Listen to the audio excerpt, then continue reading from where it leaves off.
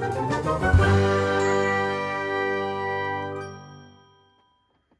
everyone, this is Chris, your friendly neighborhood Minnesota comic geek, here with another pretty large comic book haul video.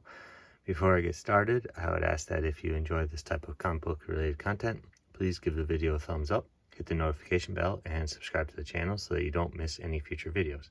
And if you enjoy talking comics, then comment below. Alright, let's get into it. So, about a month or two ago now at this point, I had the opportunity to join a friend to pick through a collection from a random guy who had a bunch of long boxes in a storage unit.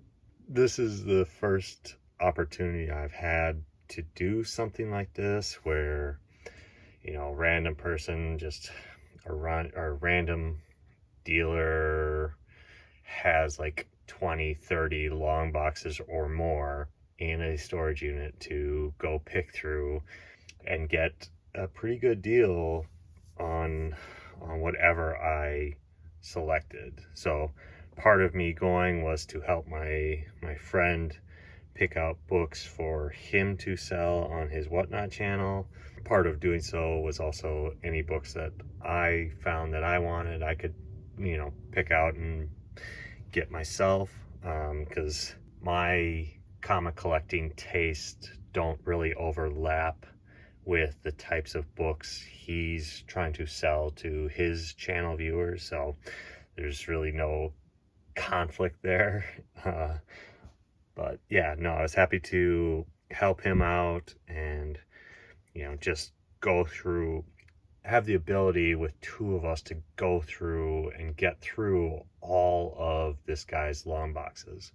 So yeah, I ended up coming away with about 189 comics, and I paid $140 for those comics, so it averages out to about 74 cents per issue of all the books you're going to see in this video. And I'm probably going to break it down into either 2 or 3 videos just so that they don't get too long. But starting off, came across this Terminator the Burning Earth. This was Alex Ross's first published comic work, this series at least. This is issue 5. You know, not really a key issue, but it has some notoriety because Alex Ross snuck in backwards here in this, all these letters and numbers here, Now Comics blows, because Now Comics was the publisher of this title, and I'm guessing the experience wasn't overwhelmingly positive for Mr. Ross. But yeah, really happy to actually get this particular issue because of that fact there. It would be nice to have all 5 issues in the future, just being a huge Alex Ross fan myself.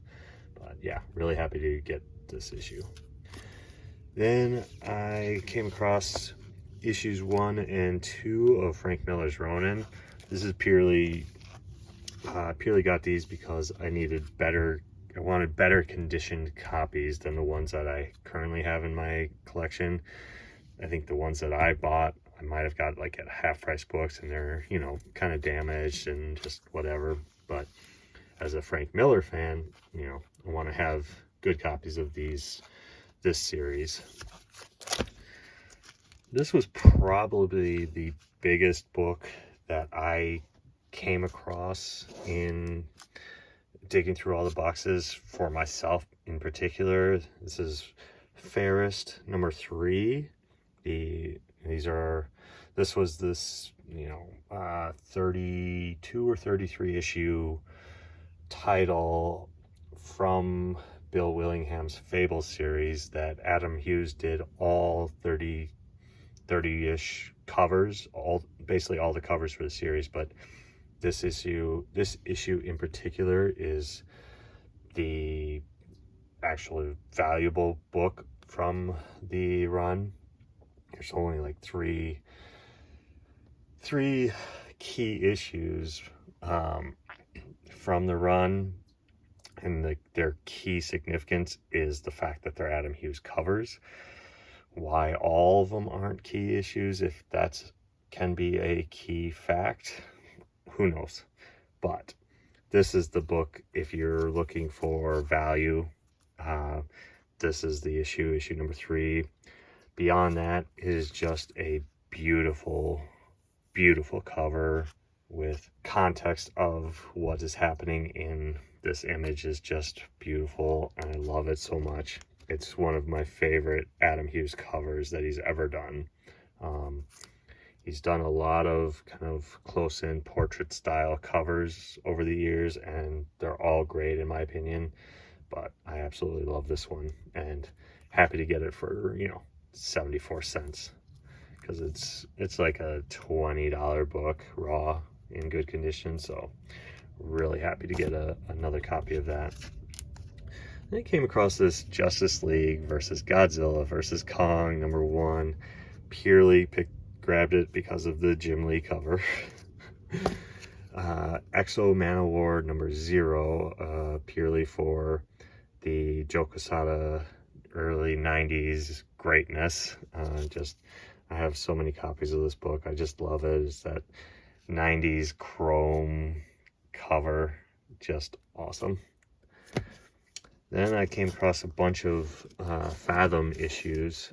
I was always a big Michael Turner fan, and Fathom was his kind of creator-owned title after he left Witchblade. So this was kind of a big deal in the comic industry at the time in the late 90s.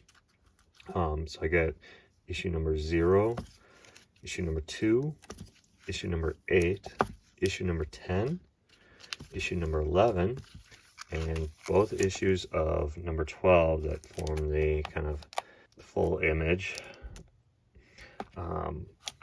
I found this interesting that it has a $15 price tag on here. Someone was trying to sell this issue for $15 at some point, which is kind of funny to me, because basically all of the Fathom books are and have always been kind of dollar bin books. So the fact that someone was trying to get $15 for this particular issue, I'm guessing, I don't know, I honestly have no idea. It's not worth $15. There's a hollow foil variant of this particular cover that is worth something, like 30-40 bucks, but this isn't it. So yeah, definitely don't pay more than a couple bucks for this particular issue. Another Michael Turner variant, Eve Proto Mecha #2. Just wonderful Michael Turner variant greatness. Another Eve Proto Mecha #1 variant featuring the Joe Madureira cover.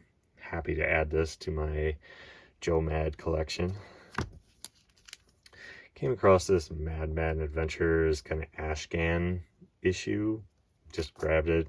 Thought it might be worth something. It's not. Marvel Superheroes Summer Special X-Men. I think it's just a one-shot. Grabbed it for the Art Adams cover and being an X-Men fan. Then I came across this secondary Fathom titled comic from Comico. Just grabbed it because I kind of loved the covers. I got issues 1 and 2. They kind of remind me a little of a Dave Stevens style, so that's kind of why I just grabbed them. Next up, I came across this Green Goblin #1 it's a Green Goblin miniseries from the 90s. Purely picked it up because Scott McDaniel did the artwork for this series. Huge Scott McDaniel fan. This was before he jumped ship over to DC to work on Nightwing. Came across this Ghost Rider #40. It's like a textured, like leather textured cover, all black cover. Knew nothing about it, saw it, thought it might be worth something. It's not. It's just an interesting gimmick 90s cover. Next up, I came across these polybagged Executioner Song issues from the X titles. I have all of the Executioner's Song issues in my X-Men universe collection, but I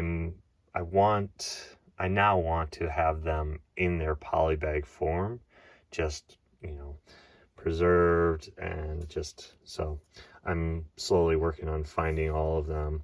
And this guy had a bunch in his boxes, a lot.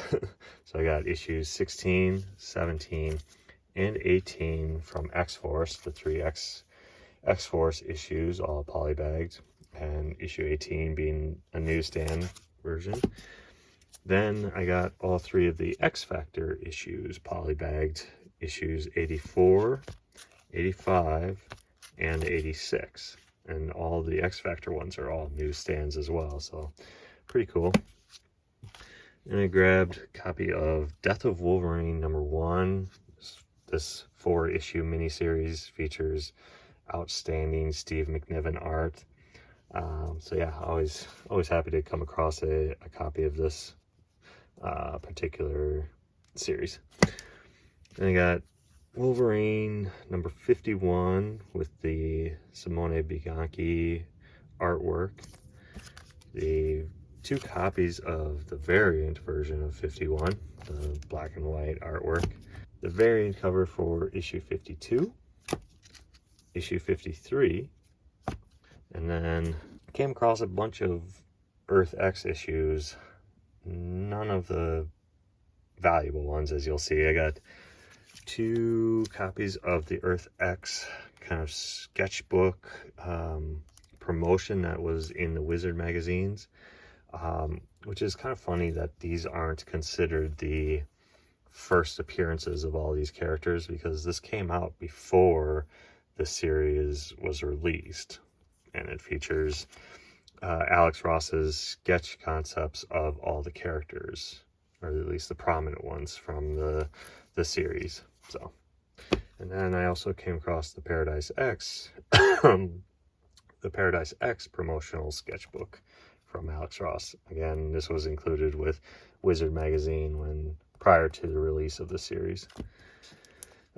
If you're just a comic art fan and Alex Ross fan, these are must-have issues just for their beauty and artwork of Alex Ross.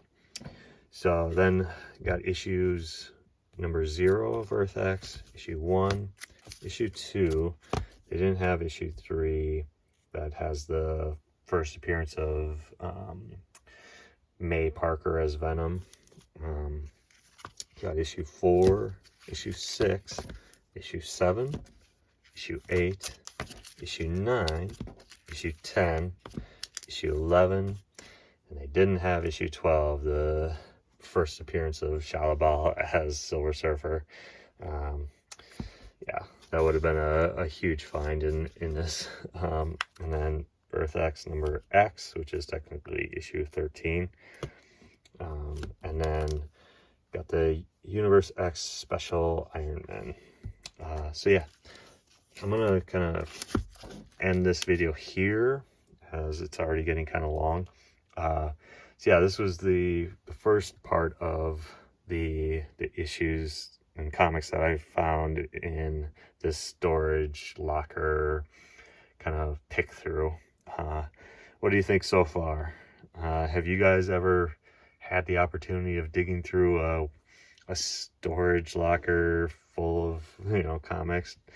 Let me know what your experience was like. This was pretty fun. The guy was he was a very cool dude, just personable, just had various stories to tell, and we talked a lot about comics and stuff we were finding, and he knew some of the stuff was in there, some of the stuff that he obviously didn't, because there's just so much to go through. But yeah, with that, I will end this video here. Thanks for watching. Stay tuned for part 2. And if you enjoyed this type of comic book related content, please give the video a thumbs up, hit the notification bell, and subscribe to the channel. Till next time, comment below and let's talk comics. Bye.